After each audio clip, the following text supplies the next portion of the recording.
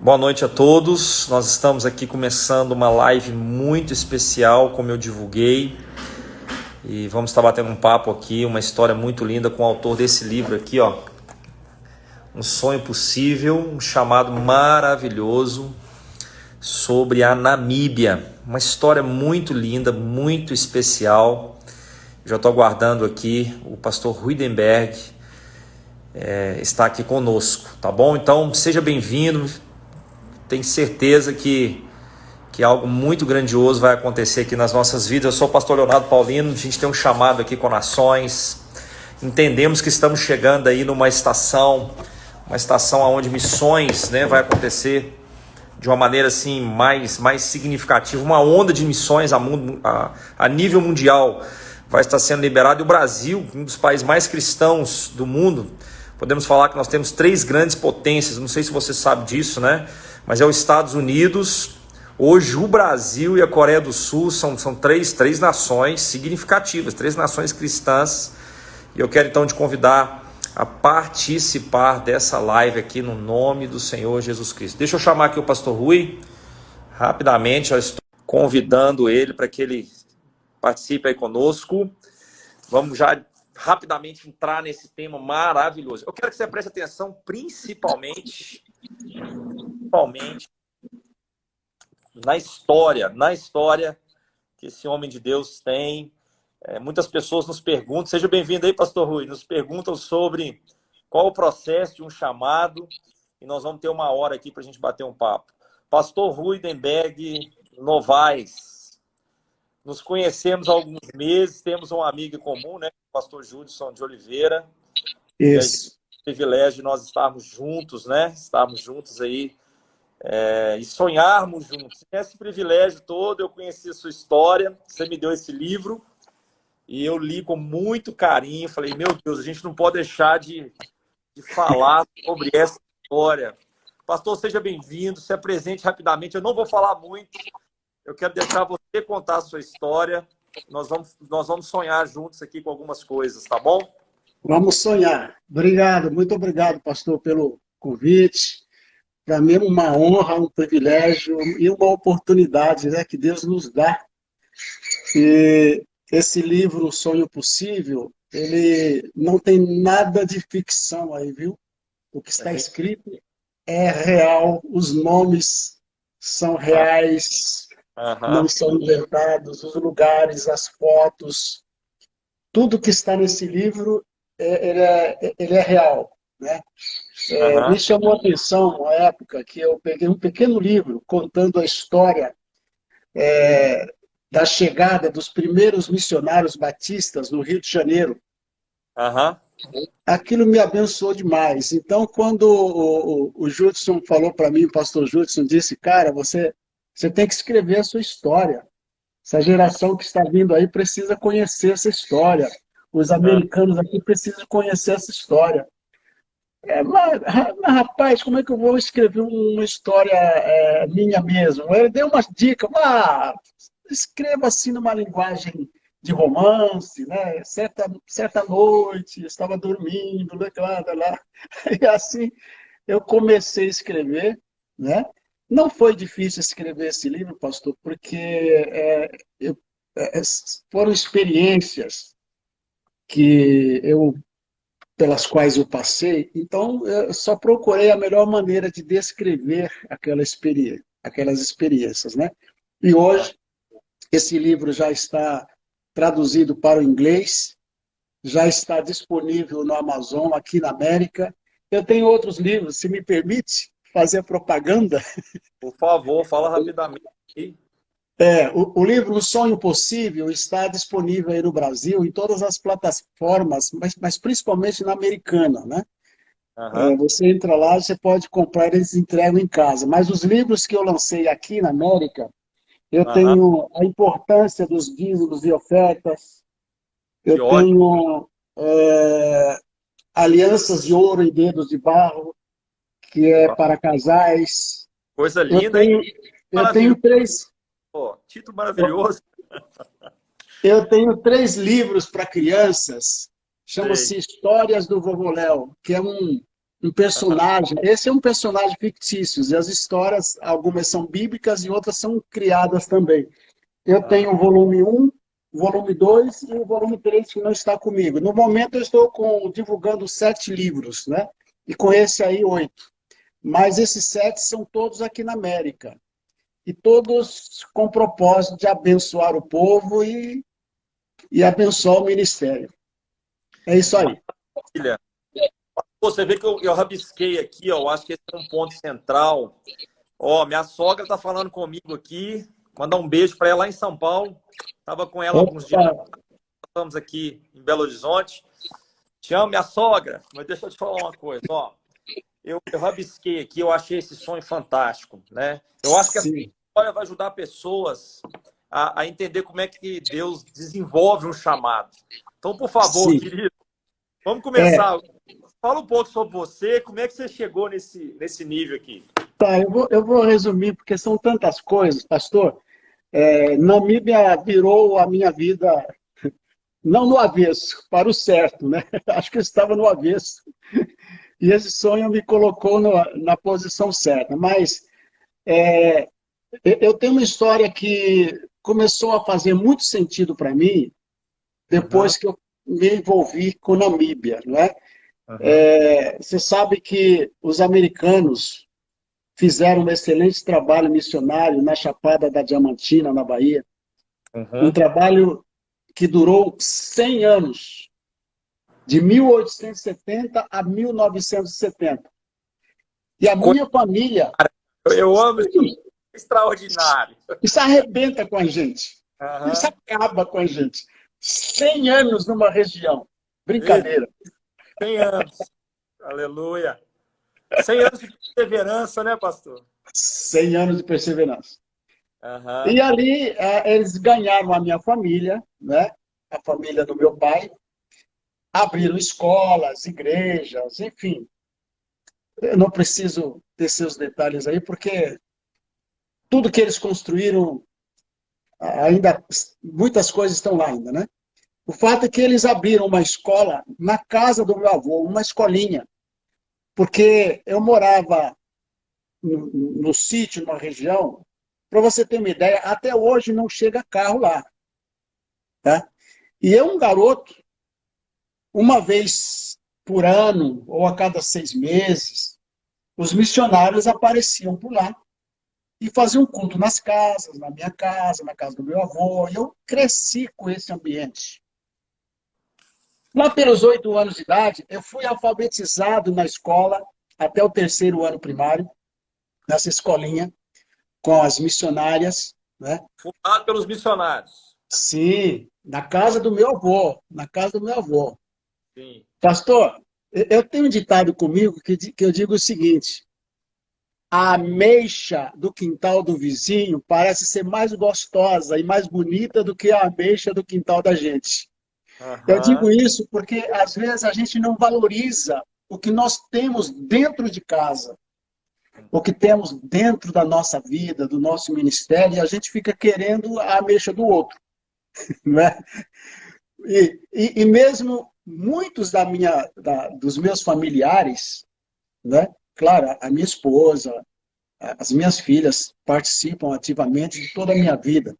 Mas muitos dos meus familiares, inclusive os meus próprios irmãos na carne, os meus tios, primos, tantas centenas que eu tenho, eles não sabem de nada. Por quê? Lá estava um garoto, né, observando os missionários, observando todas aquelas coisas, mas ninguém procurou saber, nunca ninguém procurou saber o que se passava pela cabeça daquele garoto. Então eu, com 8 anos de idade, comecei a desejar, né, alguma coisa, tipo, eu olhava para os missionários e pensava, será que um dia eu vou falar bonito igual esse missionário? Você imagina que eu observei um rapaz carregando um violão numa capa. Não me lembro de ter visto aquele moço, era um seminarista. Não me lembro de tê-lo visto tocando violão, mas aquilo me inspirou a aprender a tocar violão. Né? Uau. Com 10 anos de idade, eu já dedilhava algumas notas no violão. Né? Eu olhava para o avião passando lá em cima e pensava, será que um dia eu vou andar de avião? Né? Eu ouvia um rádio, pensava, será que um dia eu vou falar no rádio? Enfim, o tempo passou e a nossa família ali aprendeu com os missionários a cantar os hinos. Os missionários levaram roupas, comidas, criaram condições de água para regar as roças lá da região. Enfim, fizeram um trabalho extraordinário que ainda permanece, muitas coisas permanecem até hoje lá, né? E quando, então, por causa de uma enfermidade da minha saudosa mãe, que morreu há menos de um ano atrás, meu pai teve que se mudar com todos nós para São Paulo. Chegando em São Paulo, fomos conduzidos à igreja. Aos 17 anos, eu aceitei a Jesus como meu Salvador. Né? Aos 18 anos, eu já estava na rua pregando. Uau. Entrei numa equipe de evangelismo e comecei o meu ministério como evangelista dentro das nossas condições da época, com 18 anos de idade. Mas só mesmo em 91 é que eu me tornei pastor. Mas com 18, 19 anos já pregava nas igrejas, campanha de evangelismo, enfim. E eu pensava o seguinte, eu vou pastorear a igreja até os meus 55 anos, depois vou me dedicar a escrever os meus livros, dar as minhas palestras para a liderança, que é uma coisa que eu gosto de fazer, e não vou pastorear mais. Quantos pastores você tem na sua história, pastor? Foi uma igreja em São Paulo, né? Querida demais a igreja, né? Cortou aí o que você perguntou? Quantos anos de pastoreio nessa história você tem na igreja? De pastoreio? Ok, eu comecei a pastorear em 1991. 13 de abril de 91, eu fui consagrado ao ministério pastoral. Era pastor auxiliar da primeira igreja batista da Lapa, em São Paulo, uma igreja muito grande até hoje. Depois tornei-me pastor titular de uma filha da igreja, né, uma congregação. E já estamos lá com mais de 20 anos. Hoje eu sou membro dessa igreja, chama-se Igreja Batista O Poder da Palavra, que fica no bairro do Morumbi, próximo ali o pastor Shuri, você esteve por ali? Querida, estive lá uma semana, 2 semanas atrás. No mesmo bairro do pastor Shuri, nossa igreja está ali, né? Então, mas aí, o que aconteceu, pastor? Em 2009, eu completei realmente os meus 55 anos, só que 4 meses antes, eu tive um sonho que mudou a história da minha vida, que é o resultado desse livro aí, né? Nesse sonho, eu gosto de dizer que até 2009 eu não sabia que existia um país na África chamado Namíbia. Mas no sonho eu sabia que eu estava na África. Todo o ambiente era de um ambiente de uma savana africana, conforme eu conhecia nos filmes. Aliás, o único ambiente literal parecido com a África que eu conhecia até então era do Animal Kingdom, aqui nos Estados Unidos, em Orlando. Né? Então, no sonho, eu me achei num ambiente desse, mas eu sabia que eu estava na África, e um homem apareceu diante de mim e disse, olha, o que os alemães fizeram com a Namíbia foi pior do que o que os nazistas fizeram com os judeus. Então ele me mostrou uma grande caixa e disse, eles empilhavam as pessoas em caixas como esta e as trituravam. E depois aquela caixa desapareceu no piso. Aquele sonho, o sonho foi só isso. Só que eu amanheci no dia seguinte totalmente perturbado com esse sonho, né? Eu pensava que, como assim? os nazistas mataram mais de 6 milhões de judeus. Por que o que fizeram com essa nação foi pior? Depois eu entendi, né? Entendi porque os judeus foram mortos por serem judeus, por ser Uhum. uma nação, um povo chamado de povo de Deus, o povo da Bíblia. Uhum. Mas os mais de 300 mil que foram assassinados na Namíbia pelos alemães na guerra, eles invocavam os espíritos de seus ancestrais. Então, aos olhos de Deus, aos olhos do Senhor, entendimento meu, a morte daqueles foi pior do que a morte de 6 milhões de judeus. Aos olhos do Senhor, foi mais grave. Eu estou vendo aqui no livro, 1904 a 1908, não é isso, essa guerra? Isso. Então, o que aconteceu? Eu não conhecia o país, nunca havia ouvido o nome. Eu fui orar e perguntava, Senhor, que país é esse? Aliás, minha oração eram 3 perguntas. Que país é esse? Que sonho é esse? E o que eu tenho a ver com isso? Ao mesmo tempo, eu tentava lembrar um nome que eu havia ouvido no sonho. Fui tentando, fui montando sílabas aqui na minha mente, orando. Foi rápido, durou uns 20 minutos no máximo. De repente, eu me lembrei. Aliás, não veio à minha mente. Eu consegui, nas minhas articulações aqui, como que se estivesse falando em línguas, eu consegui pronunciar Namíbia. Foi tipo assim, Baladê, Gachô, Nomar, Radabanana, Namíbia. Foi mais ou menos isso. Ah. Quando eu disse Logo, Namíbia, logo depois do sonho? como é? Isso foi logo depois do sonho?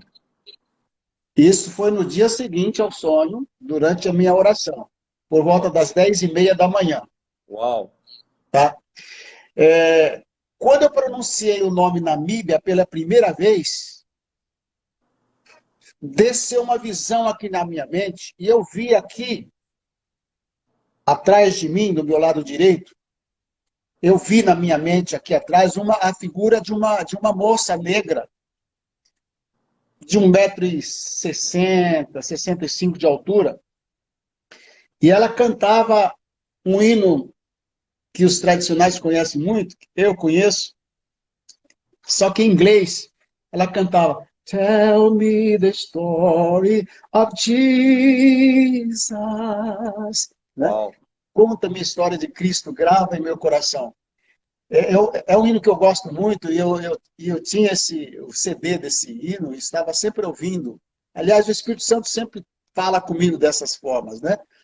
Aham. E quando eu ouvi, eu entendi, pastor, que aquela moça era o país da Namíbia, e não me esqueci mais daquele nome. Era o país da Namíbia dizendo para mim, conta-me a história de Cristo, Uau! grava no meu coração. Então eu desabei a chorar. Sabe aquele choro que você não sabe como parar? E quanto mais eu chorava, e não era um choro da presença do Espírito Santo sobre nós. Ao mesmo tempo era, né? Eu digo, não era aquele arrepio, aquela coisa gostosa que você começa a falar em outras línguas. Não, não, era diferente. E quanto mais eu chorava, mais aquela voz, parecia que o tímpano do meu ouvido direito aqui pulsava assim, ouvindo aquela música, eu chorei. Aí passou aquele momento, eu estava no carro, encostei o carro ali, e durante 15 dias eu fiquei com essa música e com esse sonho na minha mente. E eu já tinha a internet discada naquela época. 15 dias depois eu entrei lá e, para minha grata surpresa, não é que existia mesmo o tal do país chamado Namíbia. Uau! Uau! Tornou independente recente, né? Não tem tantos anos, 1990, estou vendo aqui no livro, né? 21 de 1990. 90. E o mais incrível, 1978, não sei se você observou isso que eu escrevi no livro, eu Uhum. estava desesperado para entrar no ministério, para ir para missões. Eu tinha uma reunião de negócios na Praça da República, e você sabe como é isso, né? O chamado de Deus deixa você maluco. Enquanto você não obedece, nada te satisfaz. Aí eu sentei num banco. Não está certo mais em nada na vida quando Deus te chama. Você foi pescador a vida inteira. Quando Deus te chama, você não pega mais nenhum peixe. Mais ou menos assim, né? Nada mais dá certo. É isso aí. Deus te está.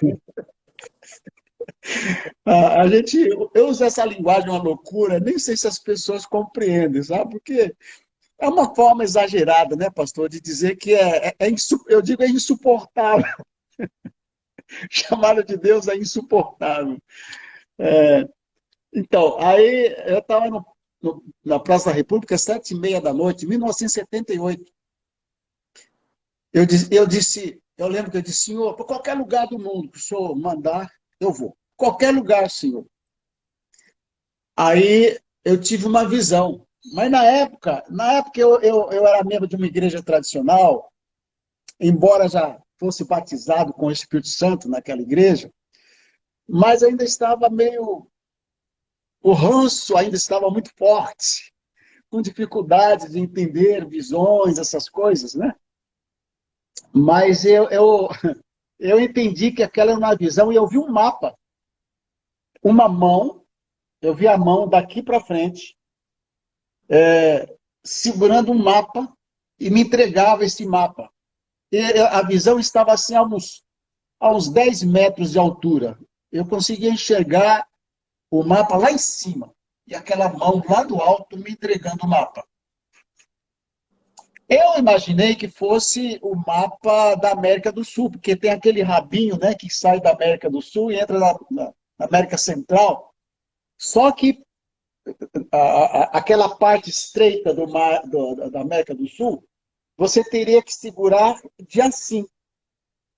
E na visão, a mão estava assim. E o mapa pendurado assim.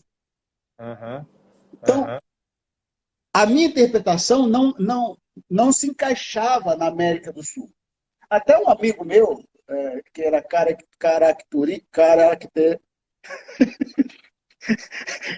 fazia oh, meu Deus. Era um desenhista, tá?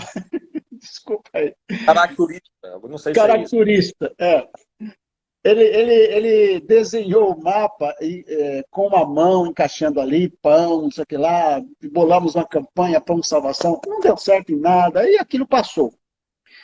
Aí em 2009 tive esse sonho e começamos a fazer os contatos com a Namíbia, fomos para a Namíbia. Em 2013, nós tivemos a primeira conferência e fomos visitar o Museu da Namíbia. Eu havia visitado o museu em 2009. Em 2013 estava lá novamente nessa visita, só que com um grupo. Esse museu era uma antiga prisão, ainda está lá até hoje. Era uma antiga prisão onde os alemães usaram para prender os namibianos. E eles transformaram cada célula numa parte da história, né? E nós estávamos visitando o museu e o grupo seguiu o guia e eu fiquei para trás, né? De repente, pastor, eu olhei e vi o mapa da Namíbia na parede e era aquele mapa que eu havia visto na visão em 1978. Uau! Eu fiquei desesperado. A minha esposa, mais o pastor Júlio com a pastora Eiros, estavam na sala da frente, corri lá. Eles não sabiam, eu nunca tinha contado para ninguém isso aí. Só para aquele amigo. Chamei eles de volta, vem cá. Falei, vocês não vão acreditar. Tá vendo esse mapa aí, o mapa da Namíbia? Que, aliás, pegaram o mapa da Namíbia e fizeram dele um mapa político de um partido lá. Eu disse, eu vi esse mapa numa visão em 1978. Era este o mapa que eu vi. A diferença é que havia uma mão segurando nessa parte estreita, porque o mapa da Namíbia parece um machado. E tem o cabinho assim, ó. né? Ou seja, 33 anos antes, Deus, naquela oração que eu fiz na Praça da República, Deus me respondeu. Mas eu não tive discernimento. Não tive discernimento. Uhum. Então, eu tenho a convicção de que há algo na Namíbia, pastor. Há algo na Namíbia. Uhum. Abro para a sua pergunta, que eu tenho tanta coisa para falar aqui, mas eu quero saber o que você quer saber aí. Olha, desatou, né? Você já tinha muitos anos de ministério e uma coisa que me chamou foi a sua persistência em tentar entender esse sonho e agir debaixo dessa revelação, né? Você tem uma história que você foi rápido em agir e você tem também a história de 1958. Eu já tinha falado com você, mas o entendimento não tinha chegado. Mas glória a Deus que você entrou no centro desse chamado e conta essa história. Depois desse sonho, você começou a fazer viagens, né, ali para a Namíbia, não é isso? Veja só, o difícil foi chegar na Namíbia pela primeira vez. Uhum. Abrimos o mapa e vimos que era vizinha da África do Sul. Só quando chegamos lá é que descobrimos que era um país independente há poucos anos, né? Eu cheguei lá em 2009, a, a Independente independência da África do da Sul. África do Sul, da África do Sul, né? A independência havia acontecido em 1990 e a minha visão com o mapa foi em 1978, Uau! né? Ah, é interessante, né? Essas coisas de Deus são doidas demais. Eu havia feito uma conferência para uma Ah, organização da Austrália, lá no Hotel Fazenda Três Poderes, em Caraguatatuba, não sei se chegou a conhecer, e havia vários pastores vieram, e ali nós estabelecemos contato com alguns pastores. Isso uns 5 anos antes, tá? Ou mais. Mais de 5 anos antes. E quando eu estava procurando uma maneira de ir para a Namíbia, porque não havia nada na internet, só havia um hotel na internet, na Namíbia, sabe? Aí um pastor amigo meu lembrou-se desse grupo de pastores, de um contato que a gente tinha na África do Sul, de um dos pastores que havia participado da nossa convenção. Aí, um outro pastor que tinha uma agência de viagem entrou em contato e conseguiu com ele o telefone de um pastor da equipe dele lá da Namíbia. Só que não conseguimos nenhum contato. Então resolvemos pegar o avião e ir para a Namíbia. e pela fé. Pela fé. Eu, meu genro e esse pastor. Chegamos no aeroporto da Namíbia, fomos lá no balcão, alugamos um carro.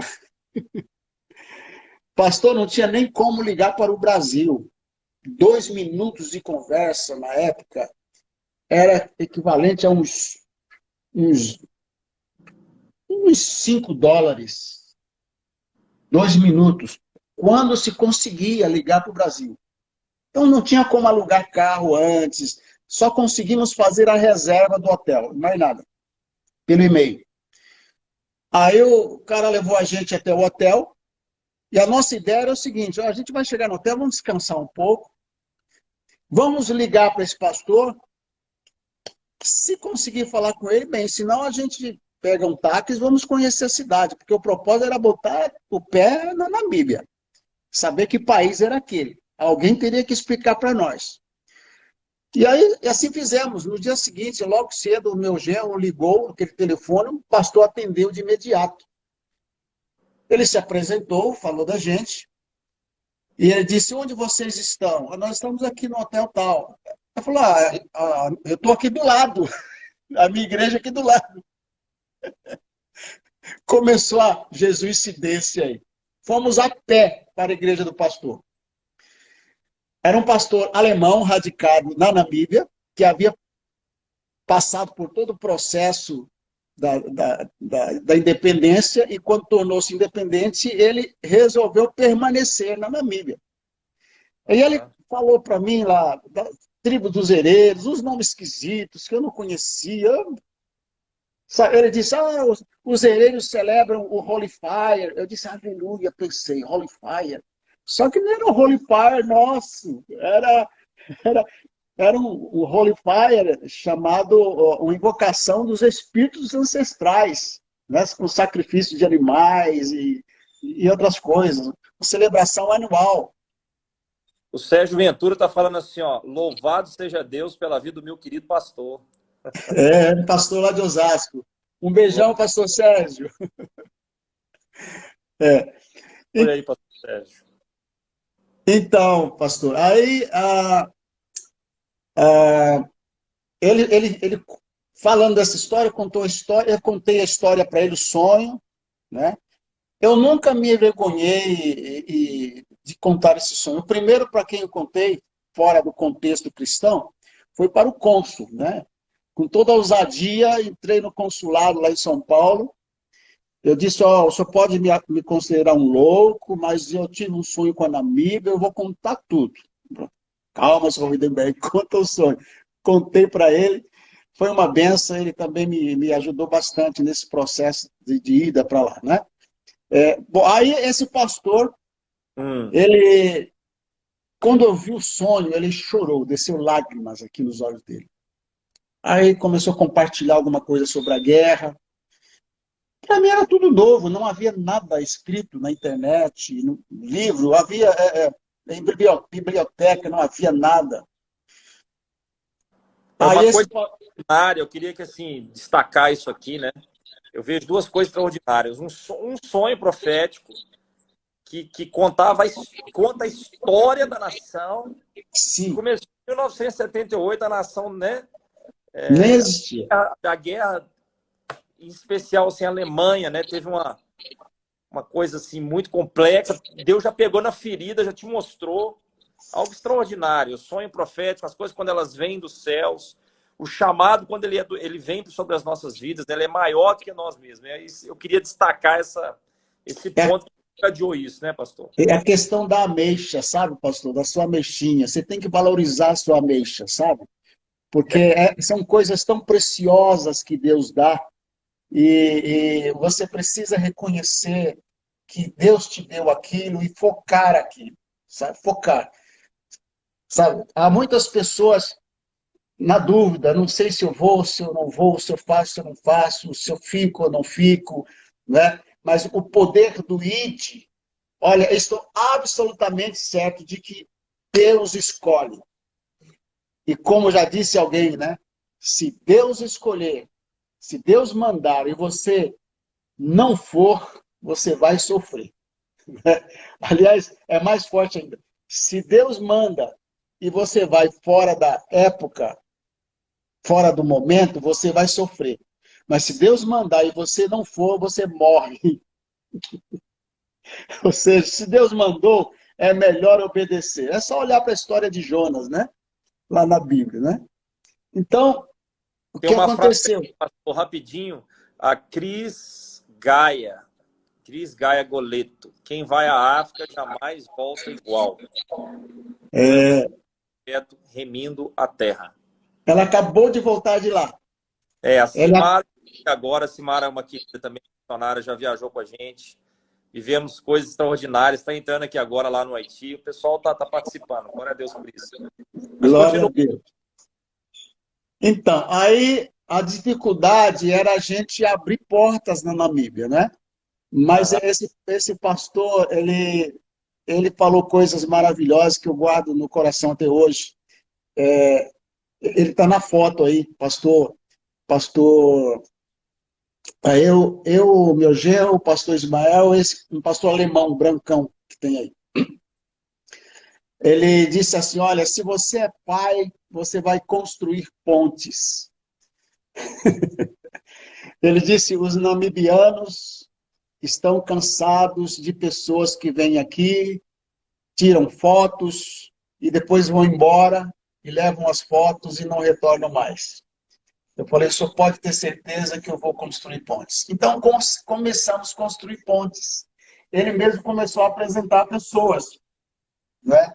E Deus nos deu uma direção, né? Assim, não tenho nenhuma intenção de abrir igrejas lá na Namíbia, mas segui um modelo simples, o modelo de Jesus, que pregava nas sinagogas, ele que enviou para as cidades, para as casas daqueles que dessem a você acesso a eles, né? Procurai em cada cidade a quem vos receber, ficai ali, né?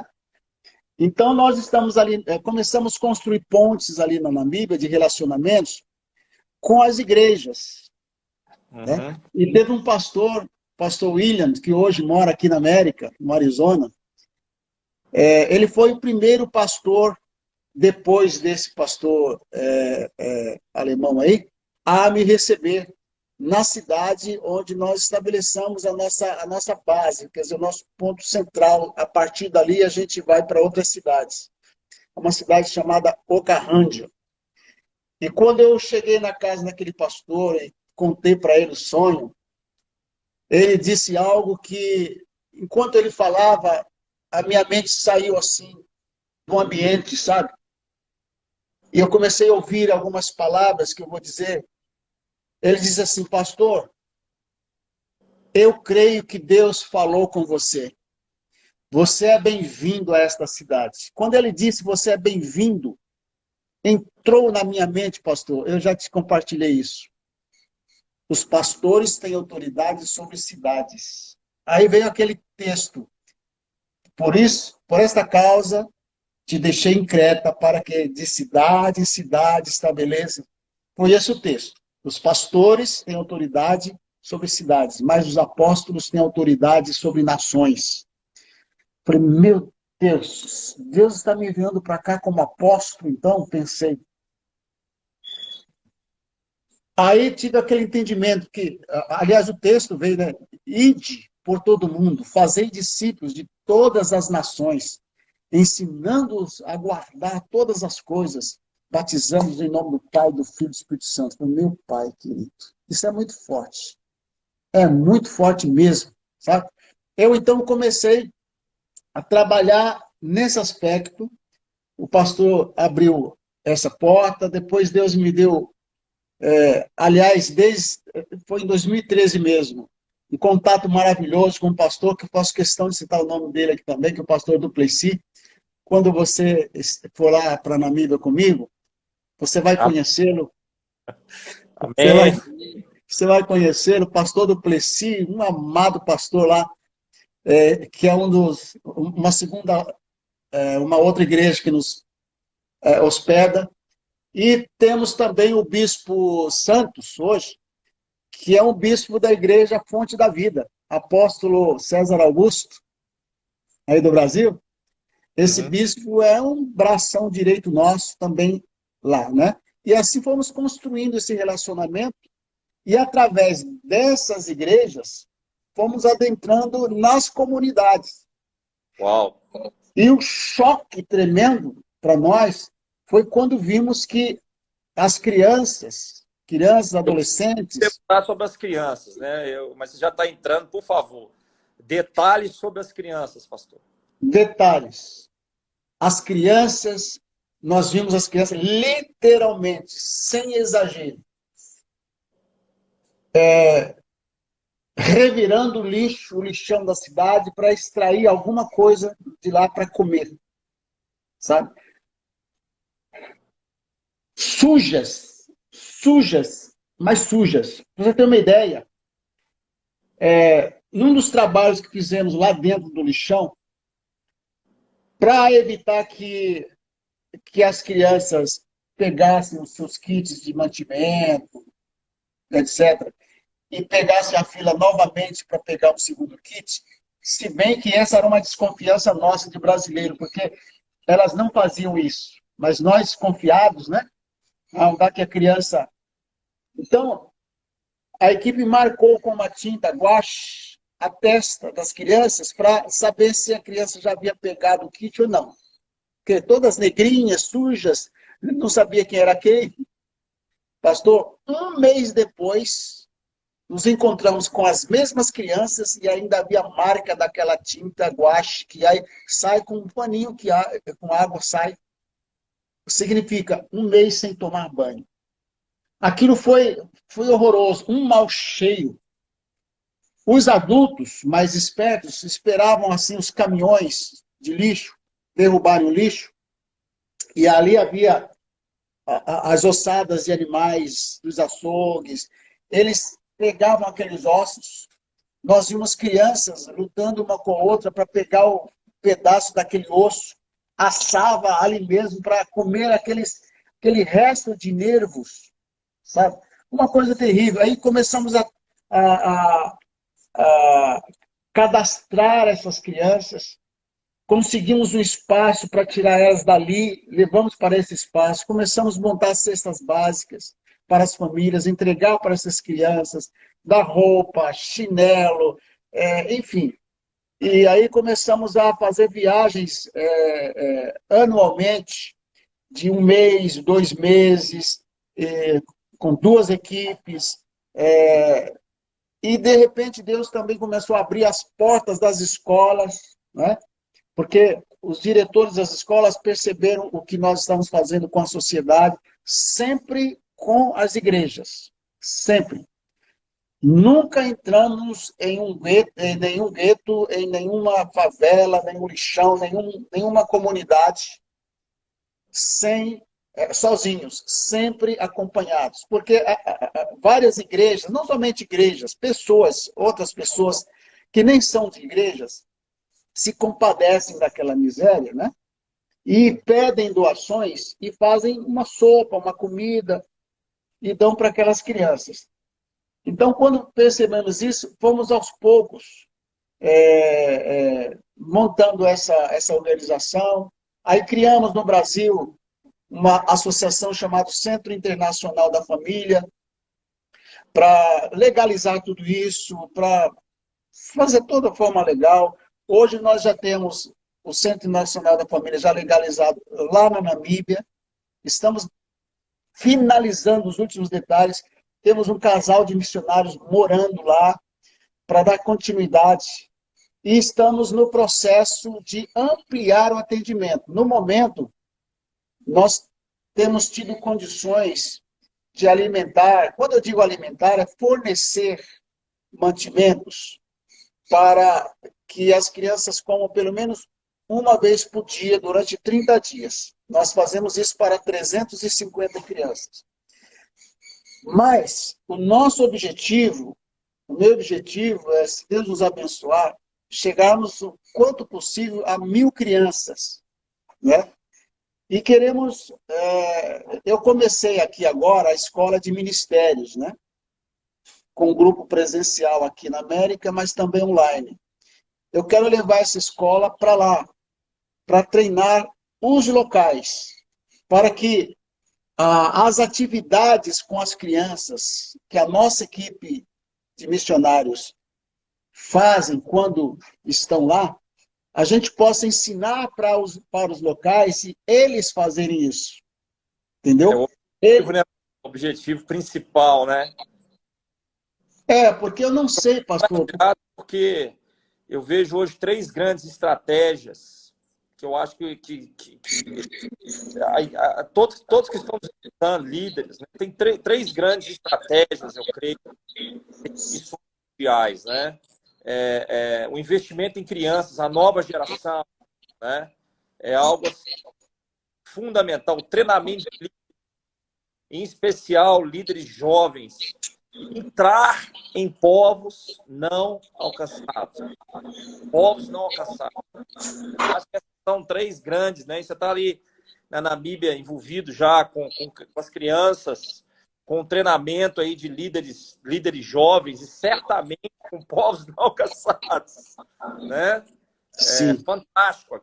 Eu vi aqui no livro povos, né, que nunca tinham ouvido falar do Evangelho. É algo fantástico, né? Mas, a questão das crianças, né, pastor? É um investimento a longo prazo. Mas eu vou te contar o que aconteceu na igreja dessa pastora Cris Gaia, que apareceu aí. Um missionário, se não me falha a memória, de Guiné-Bissau. Se ela está nos vendo, diga aí, Cris, se é mesmo de Guiné-Bissau. Por favor. Por favor. Eu gosto de contar essa história porque ela é real e ilustra bem a realidade. O missionário subiu lá no púlpito da igreja dela para pregar e disse assim, mais ou menos o seguinte: quando eu era menino, criança, passou um missionário lá pela nossa terra e me deu um abraço. Quando ele me abraçou, eu olhei para cima, olhei para ele e pensei, quando eu crescer, eu quero ser igual a esse homem. E hoje eu estou aqui por causa daquele abraço. Isso para mim é tudo, pastor. Isso para mim é tudo, sabe? Eu sempre digo isso e não me canso de dizer porque é uma realidade. Vários missionários dos que já foram conosco para lá perguntaram para mim, pastor, o que eu vou fazer lá? Eu digo sempre, ó, você vai, chega lá, dá um abraço numa criança e volta. Como assim? Faz isso.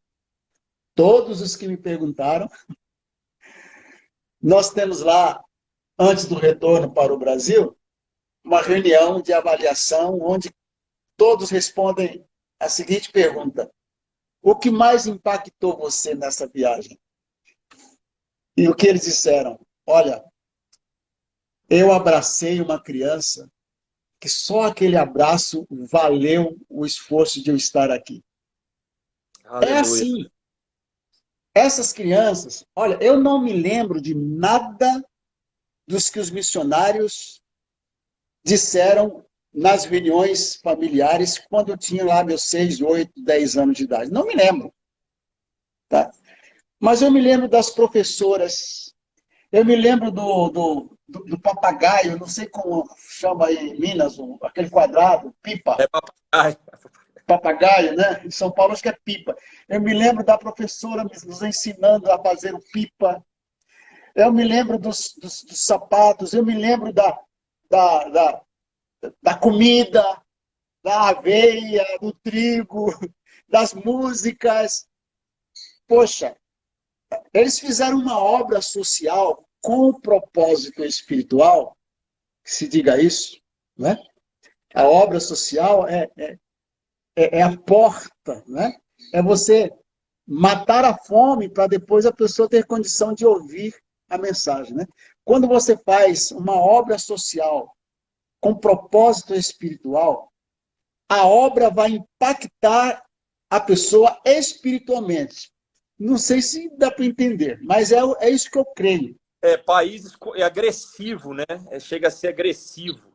Se você for compartilhar algo sem olhar aquele ser humano que está na sua frente, muitas vezes vários dias sem ter um acesso a água, alimento, e é agressivo, né? Eu acho que não tem nem o que dizer, né? Amar é a chave, né, pastor? Não tem como você... Primeiro você ama, né? Aí o eco da sua voz vai adentrar nas partes mais profundas, né? Hoje eu sou um incentivador de missões, sabe? De pessoas para missões. Eu estava falando aqui para o meu grupo de alunos essa semana.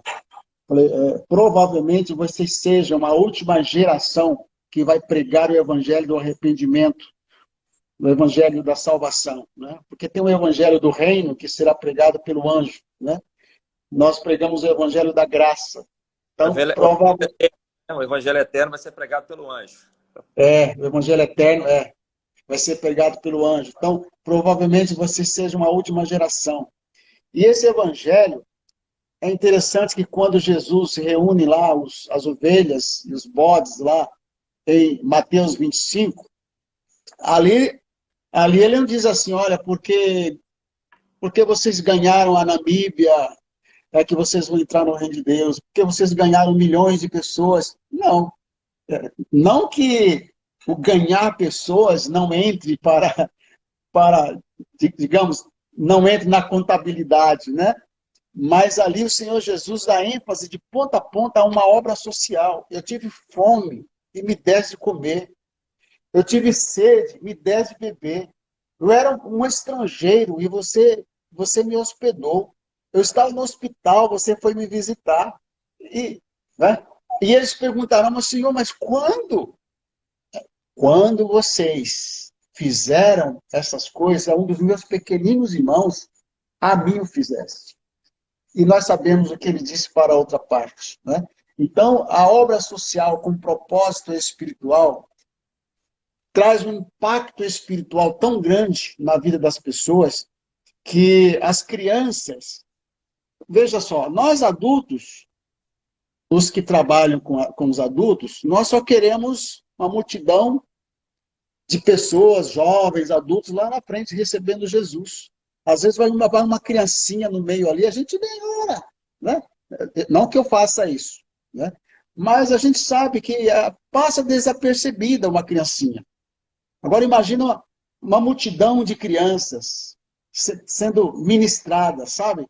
Nós estamos, como já disse Augusto Cury, né? Somos plantadores de memórias. Nós estamos plantando memórias nessas crianças, sabe, pastor?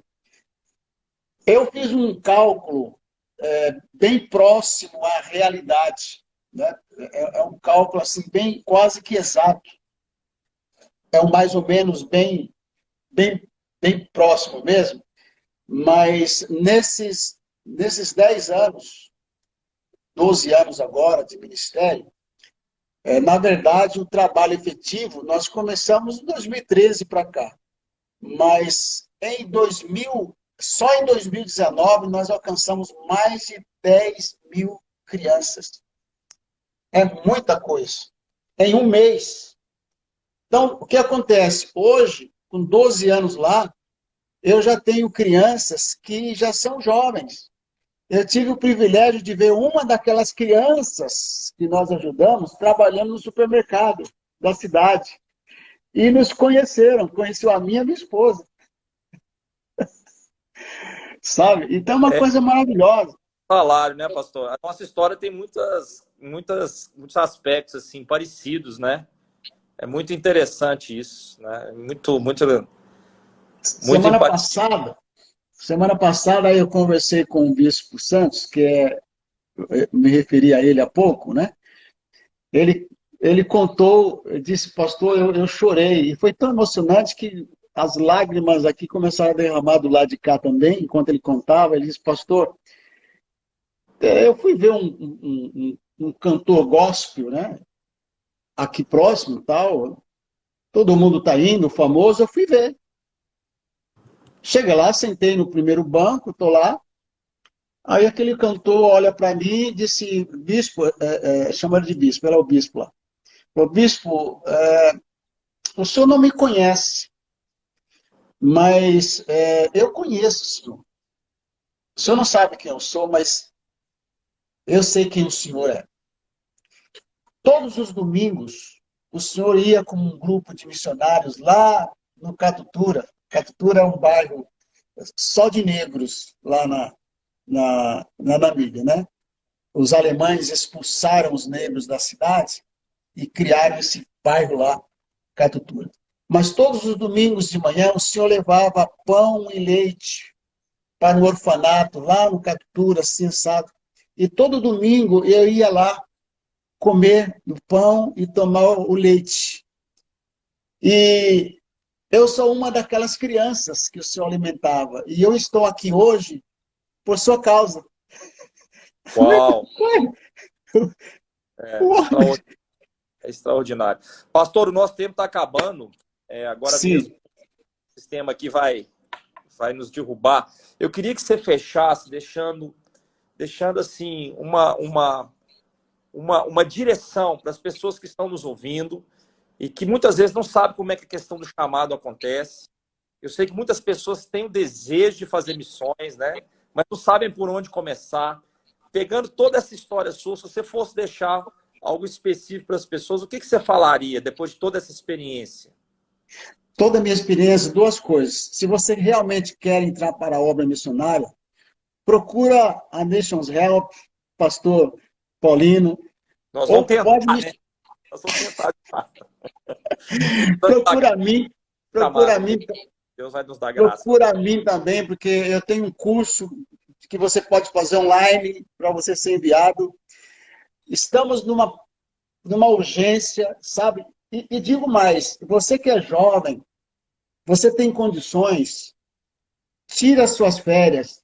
Olha, é meio arrojado o que eu vou dizer. Tira as suas férias, põe a sua mochila nas costas, pega um amigo, vai com um amigo e vai para os países árabes, vai para a América do Norte, só para orar. Vai como turista, entendeu? Como turista. Vai fazer turismo nesses países só para orar. Principalmente se você ora em línguas, vai orar em línguas, vai, anda pelas ruas. Pastor, nós precisamos de uma multidão de gente fazendo isso, porque através das orações, Deus vai abençoar os irmãos lá e vai abrir portas para as próximas. Sabe, sei lá, eu estou desesperado para ver isso. Eu tenho falado o seguinte, pastor, a gente hoje, né, nós trabalhamos com nações, a gente tem frentes no Haiti, 2 frentes, 3 temos as gangues, né, recentemente. Estamos com uma frente muito desafiante no Paraguai, Venezuela, estamos agora enviando uma missionária, né, para o Camboja e várias outras possibilidades que estão acontecendo. Eu falo para cada um que está nos ouvindo, a nossa maior necessidade são pessoas que querem entender a sua vida, deixar realmente Jesus, sabe, nos matar para nos dar o sonho dele, né?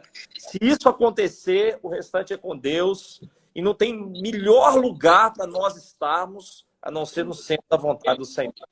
E eu sou prova, pastor, eu sou prova de que viagens missionárias funcionam. A minha família foi evangelizada, eu sou resultado de viagens missionárias, tá? Então, eu acredito em viagens missionárias de curta duração, mas com propósito, sabe? Uma viagem com propósito. 15 dias numa nação, vai orar, visita algum irmão, se possível, abençoa o irmão e volta. É uma obra apostólica, pastor. É um ministério apostólico isso. amém. Não tem muito segredo, é só sair de casa. Deus só precisa de coração. É isso. Glória a Deus. Pastor, Valeu. eu quero te agradecer. Fala o nome do ministério, pastor. Quem quiser conhecer mais, né? É Projeto Remindo a Terra. Nós temos o site projetoremindoaterra.com. Também nas redes sociais, no Instagram, Facebook, Projeto Remindo a Terra. Né? Ou vai lá no YouTube, Rudenberg Novaes, que você me acha de qualquer jeito. Estamos aqui aguardando o senhor enviar os missionários, hein? Tanto a Nations Help quanto o Projeto Remindo a Terra. E se você está nos escutando, desejar ir numa viagem de curto prazo, nós estamos levando, né, pastor? Estamos levando. Online do Pastor no Remindo a Terra, nós temos aqui também. E vamos caminhando aí, fazendo essa obra. E vamos estar junto na Namíbia, hein? Vamos. Este ano já recebemos um grupo na Namíbia. Estamos nos praticamente prontos para receber um grupo por mês, mas por enquanto ainda não dá, né? Mas assim que os nossos missionários terminarem a documentação, a cada 2, 3 meses vamos poder receber um grupo de missionários para auxílio lá, tá? Há campo, há muita gente, nós precisamos de pessoas, muitos jovens. Amém. É isso, pastor. Nós vamos avançar Vamos avançar. Extraordinário, que é sonhar os sonhos de Deus e nos lançar nos sonhos de Deus. É isso. É fantástico. Eu amo estar envolvido com essa engrenagem toda, com as nações. Eu sou apaixonado com as nações. E Deus, se Deus permitir, nós vamos chegar ali na Namíbia e contribuir também como um pedaço do que Deus está acontecendo. Pastor, muito obrigado.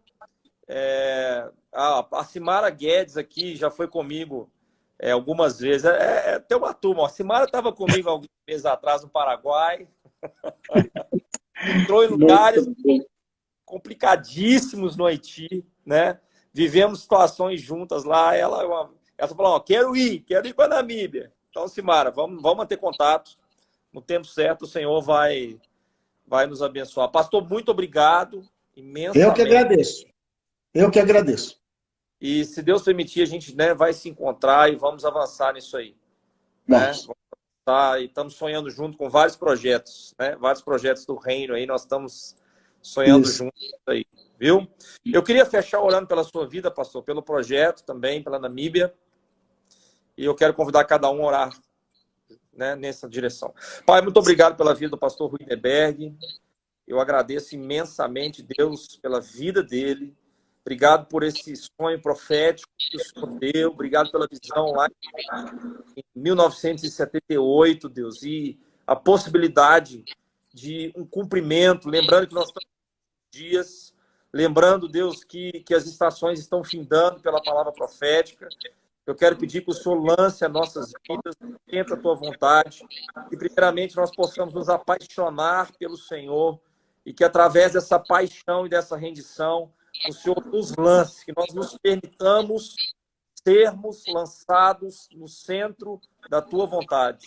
Abençoe cada um que esteve aqui, dá sonho, dá direção, meu Deus, dá revelação, Senhor, e lança a tua igreja, Senhor, nas nações. O ponto central, Deus, do Senhor são pessoas, são povos, tribos, línguas e nações. E nós oramos para que um avivamento venha sobre o Brasil, venha sobre a América. Deus, que nós possamos sair em direção ao cumprimento daquilo que o Senhor tem dentro da obra missionária nas nações, no nome de Jesus.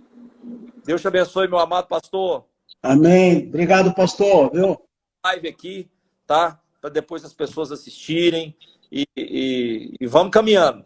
Vamos caminhando. Obrigado, pastor. Deus abençoe você também. Resultados do ministério também, tá bom? Tá bom. Obrigado, pastor. Isso aí. Grande abraço. Tchau. Tchau, tchau.